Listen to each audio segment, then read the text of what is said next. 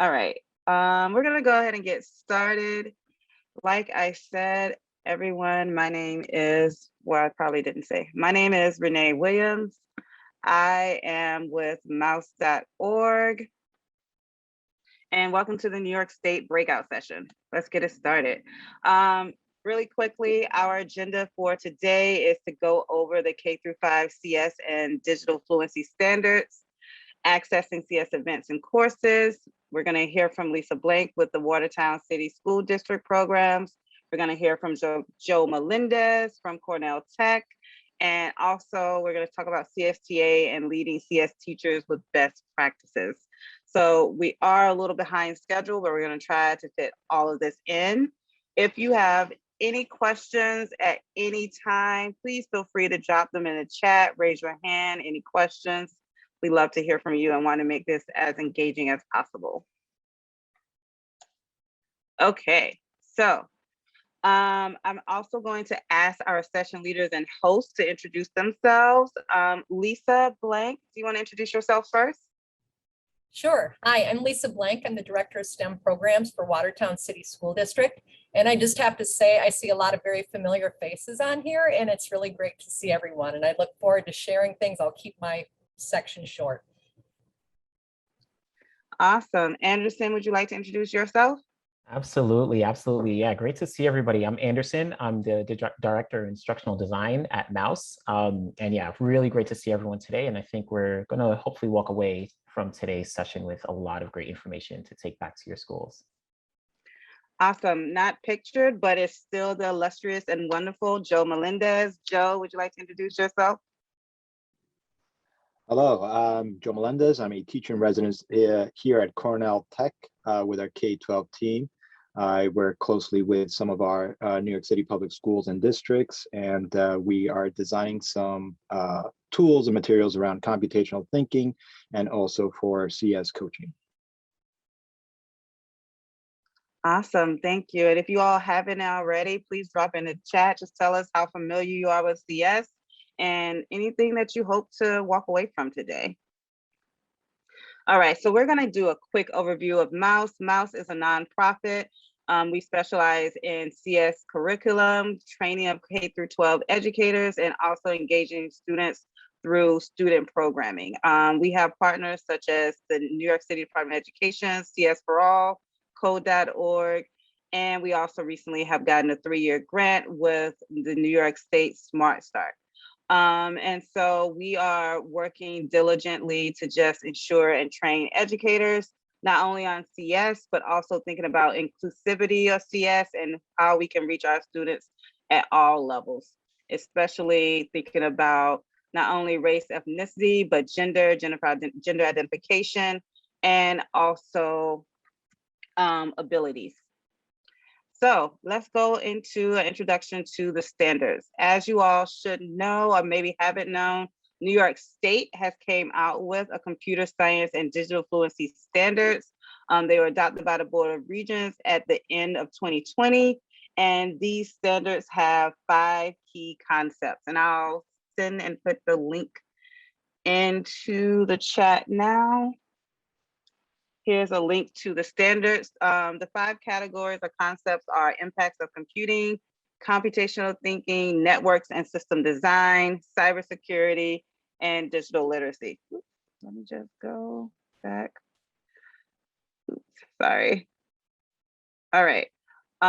So the standards, there's a timeline for the rollout and implementation. The hopes is that all standards will be implemented within all grade levels by September of 2024. So that doesn't give everyone a lot of time, we know, but that's what the state decided on. So the timeline of the rollout and implementation that they released is as follows, that between December of 2020 and August 2021, we're going to do awareness building, rollout, building awareness of the standards, timeline for implementation, etc. Between September 2021 and August 23, capacity building. So focusing on curriculum development, resource acquisition, professional development. And that's kind of a lot of what today is about in the CS K-5 Equity Summit, Elementary Summit. It's just about giving everyone tidbits of curriculum development, resources, and professional development. Mouse is also partnering with CSforAll to do an initiative on one of the last concepts, which is digital fluency, digital literacy. Between September 2023 and August 24, that's the expectation of beginning implementation. So all credit-bearing CS courses will be aligned to the New York State standards. And then September 2024, full implementation and thinking about how the standards are implemented within the K through 12 grade band. And then here we are on how do you read the standards. So the standards have the grade band allocations, as you can see, K through 1, 2, 3, etc. And then the CT stands for the concepts, and the initials are as follows. So CT would be computational thinking, IC, impacts of computing, etc. And then the number is just the standard number. So there's a identifier here, grade band, standard identifier 4 through 6, so grade 4 through 6. Computational thinking, number 3, so standard 3, and the actual standard is this. And then a clarifying statement just gives you a little bit more detail on what that standard is. And so that's how you read the standards. And then here are ways that you can begin to explore the standards. So for instance, digital literacy. This is how you can see digital literacy builds on the concepts as it goes from grades K through 1 all the way up through 9 through 12. And what's helpful to notice is not only the standard and what is written out, but then also that explanation or that explanatory statement that gives you an idea of what kids should be able to do by the end of that grade band. And so it's pretty much read left to right, that progression, and then read top to bottom, the standards for the grade band. So let's talk about, sorry, my computer is being really finicky, curriculum examples. So examples are, we have Codeorg. And so a lot of organizations are working to now, like CSforAll, Codeorg, is to align their current curriculum with these standards so that educators will have an easier way of understanding how the standards interact with theirs. And so here's an example of the Codeorg CS fundamentals. Unplugged and plugged lessons is on creative computing. And essentially what they would then do is they would take a look at this and say, all right, based on this curriculum, based on adaptation, is K through 5, what are some ways in which this would be adaptable? And so then we would look at this and say, these are the concepts, it's applicable, it's in being integrated into different content areas.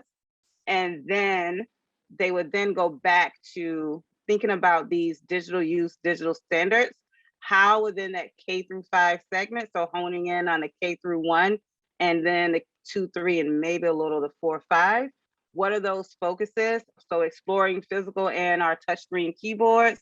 That's also something that's very much similar to Codeorg CS First.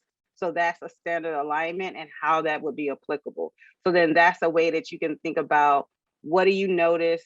How do those standards, or how are those standards being covered in your class? And then what are some ways that we can now connect it to help our students think about what are some things that you're already doing and how what you're already doing with whatever CS programs you have connect and relates to the standards. So this is very much trying to ensure that you all are not reinventing the wheel, but being able to have that critical lens to look at, okay, what is the curriculum we already have? How does that connect? And again, if you need any support on that, please feel free to reach out to Mouse, Codeorg, CSforAll, etc., because we're all in the process of doing that. And that is one of the big things that Mouse.org is working on, is helping teachers be able to look at their standards, look at these new standards and look at their curriculum and think of how they already align with what you're already doing. All righty, so we're gonna skip curriculum examples, and because of time, we're gonna turn it over to Lisa, and I'm gonna look in the chat and see if I can answer anyone's questions. Okay, Lisa. I'm gonna share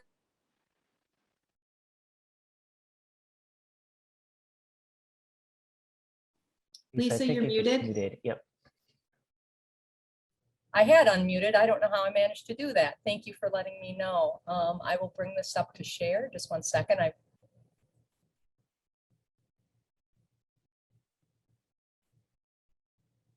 Okay, can everyone see my screen? Good, okay. So I shared in the chat, hopefully everybody got it, my link to STEM website for Watertown. And Sorry, I think we lost your screen. You? Okay. Apologies. Do you have it now? Good now? Okay. So I wanted to share a little bit about where I am because my setting is very different from New York City, and I recognize a lot of faces here from, from other parts of the state that are a little bit more populated. And I also want to give a shout out to Dr. Mary Margaret Small, who's in here, because she's our leader for our North Country STEM Learning Network. And so you can get a little bit of context. North Country is this green region at the top of the state, and I'm situated over here at the eastern side of Lake Ontario.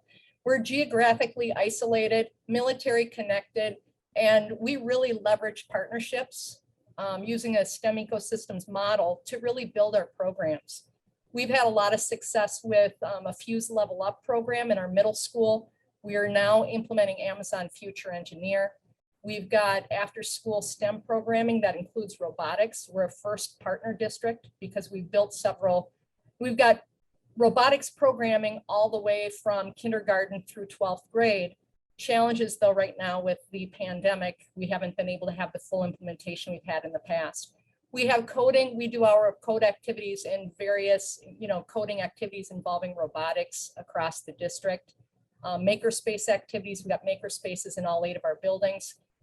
Summer STEM camps have been a huge success. And again, I'm going to kick that back to Dr. Mary Margaret Small on here because I started doing those in partnership with her through a Department of Defense STEM grant that served the region. One of the big things that's been really important to the success of our programming is working alongside teachers. This idea of partnerships and partnerships with organizations and leaders in this effort, coaching teachers in partnership, working in tandem, so important because I think that helps everyone feel comfortable with the work that we do. Joe's been involved with the CS Toolkit from Cornell Tech that really provides great strategies and really helps us transform learning. So this is kind of a crazy slide, but I tried to do a visual of all the organizations that I have partnered with in or am involved with in bringing STEM and CS programming to our district. Mouse has been really instrumental in coming up as a lead for the state in providing some Google CS First and Codeorg training right up in the North Country for our teachers here. We recently also formed a North Country CSTA chapter. We're hoping to use that as an avenue to help teachers share ideas and build out support for all of our computer, implementation of the standards across, the districts. One of the things that I will say about the implementation so far is our teachers are finding that the standards really do blend in well with a lot of things that they are already doing. So it's nice that the lift does not seem to be really heavy in terms of implementing the standards because teachers tend to freak out when you talk new standards. So these are just a few pictures I thought that were kind of fun from our summer STEM camp this summer. We had coding drones and Sphero robots, things that we could manage in light of the pandemic. And our kids really love it. They work hard, solve challenging problems, and they have so much fun while doing it. And I just want to share that people with great passion can make the impossible happen. We do a lot of things that people might otherwise just think that's too much work, but people care about it. And this group that I see here is a group that's very passionate, and I know we'll have great things happening in CS because of the sort of people here today. So with that, I'll pass it back. Thank you so much, Lisa. I'm going to pass it over to Joe. Yes. Okay, stop share. Couldn't find my stop share button, sorry. All right, just bear with me for 1 second while I get this slide deck up and going. All right. Okay, close that. Gotta love all the processes we have to follow. Share screen. All of the tabs. So many tabs, so many tabs. All right, can you guys all see my screen? Yes. Yep, awesome. So a brief introduction to our Cornell Tech CS education team. In fact, I hate to do this to you, Diane, but Diane Levitt, our director of CS programming here at Cornell Tech, is here. So she has a lot more historical insight to our program, and she's much more eloquent than I am to explain them. So sorry, Diane, but I'm going to put you on the spot. I never speak extemporaneously in front of people, so Joe will have a little word later. I guess I'm just going to quickly say that Cornell Tech is a graduate campus of Cornell University on Roosevelt Island in New York City. If you haven't been to visit us, we would love to show you our beautiful campus as long as you're vaccinated. And if you're not vaccinated, get vaccinated. Sorry. And when the campus was founded, the university made a commitment to the city of New York to partner with New York City Public Schools to help make computer science teachable in K-12 classrooms. So what that's looked like is partnerships with local schools. We've been in as many as 8 schools a year to figure out what teachers need to build their capacity to teach computer science, considering that most elementary school teachers we work with decided not to study computer science when they were in college. So it's been an incredible journey. We've learned that we think putting a coach in the school to support teachers has been our #1 strategy. So that's what we've done with our local schools. Joe is one of those teachers in residence. In addition to our coaching, out of that program has come some research projects that we're on, one of which is in computational thinking. I'm very excited to say that we've been awarded an NSF grant to learn more about the role of computational thinking in teachers learning to teach computer science and their confidence and their sense of belonging in teaching computer science. We're also building out a computational thinking curriculum that we help develop at PS 86 in the Bronx. Very, very excited to see that get built out into something that all of you can use and that will be freely available to you. And finally, every year we have a conference that some of you that I can see have actually been to Code and Beyond, typically held in January, and details to follow on what that will be this year. Joe. Thank you, Diane. And yeah, I'll hear from you later, I know. So now I want to present to you some of the work that we're doing around the CS Coaching Toolkit. So the toolkit consists of a card deck containing over 150 ways for coaches to support CS teacher development. One thing that we've noticed from the work that we've been doing historically over the past 5 years is that many of our schools require a person with the skill sets like someone like myself and some of those who are on this Zoom breakout room have. So how can we sort of translate that work, that knowledge in a way that can then be replicated by others? So we've collected all this information. We didn't create this in a silo. This is knowledge that we've learned from many of you who, again, are here on this Zoom chat. And the toolkit pulls together best practices and strategies, again, developed by our team and with the help of our CS community. And we break down, sorry, once you start sharing a screen, it kind of cuts everything else away and it's hard to read it. The card deck is broken into 7 big ideas. These 7 big ideas have 3 sort of different silos that they can be separated into. We have the cards that are specific to the CS coach. So those are our coaching lenses and coach's role. These are the cards that as a coach, if we have an existential crisis and forget to understand what it is that we're trying to do with the schools, how to get started, what are the different sort of elements that we need to think about, we can always go to these cards and look through them and get a greater sense, again, as far as what it is that a CS coach does and needs to do in order to be successful with a school, a district, or a particular teacher.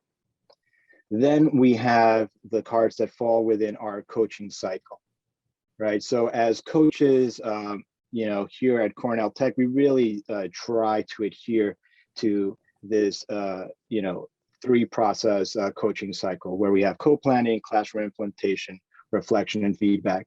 So within these cards, we have sort of ideas and resources around what I as a coach should be doing, what I should expect my teacher or the stakeholder with whom I'm working with to be doing in that particular phase of the coaching cycle.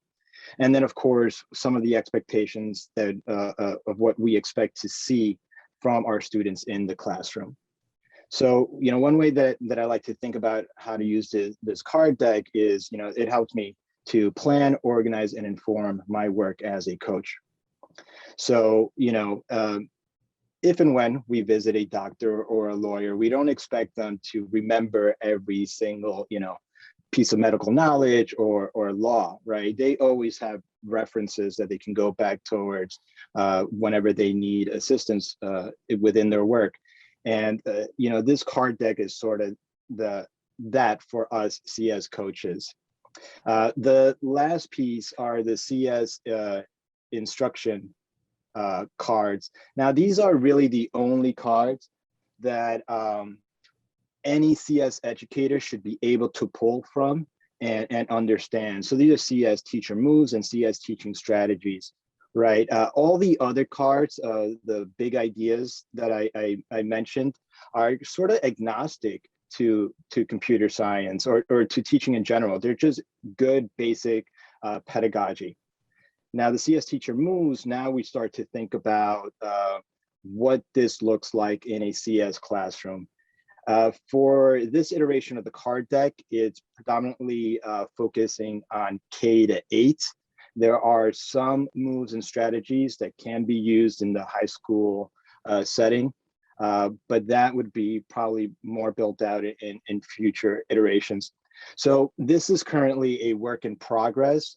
We've been working with some of you. I see Matt O'Donnell from BOCES, who was very useful in allowing me to present to his team earlier this before the school year. So we are developing workshops around how to use the toolkit. We're developing tools for using the toolkit.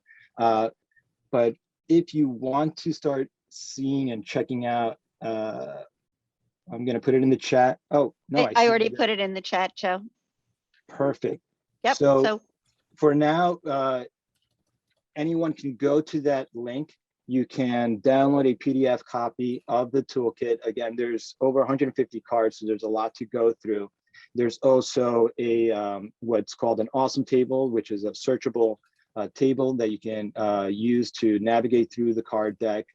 And hopefully some of the resources on that page also gives you greater insight as to how to start to use the deck.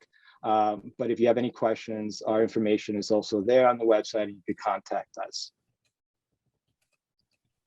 Awesome. Thank you so much, Joe. No problem. We are a little behind schedule, so very quickly, next steps, if everyone could just join the CSTA, that's your first step. Join a local chapter. You'll receive support, teachers, you'll receive information on conferences, jobs, etc., and more. And then very quickly, Anderson is going to take us through CSscript and what CSscript means. Yes, and I can just talk through very quickly. And I'm just posting in the chat just the links for you for joining CSTA. And then also CSscript, we really do want to give everyone an opportunity to think of CS, delivering CS, kind of on a holistic approach. So thinking about it from the districts to your administrators, your principals, making sure that, we can get CS into schools and make sure that students have as much access and it's to deliver it as best as possible. So districts, your partners, working with your community, all different ways that we want to be able to provide computer science to your school. So that's what the focus of Script is.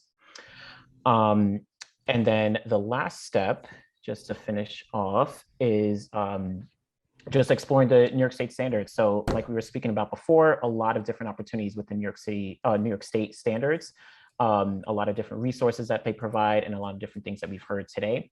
In addition, the final link that I posted in the chat is actually a link to the New York State content area notification service, where you can receive content notifications about updates that New York State makes to specifically computer science content, as well as other content areas as well. So you do have access to that.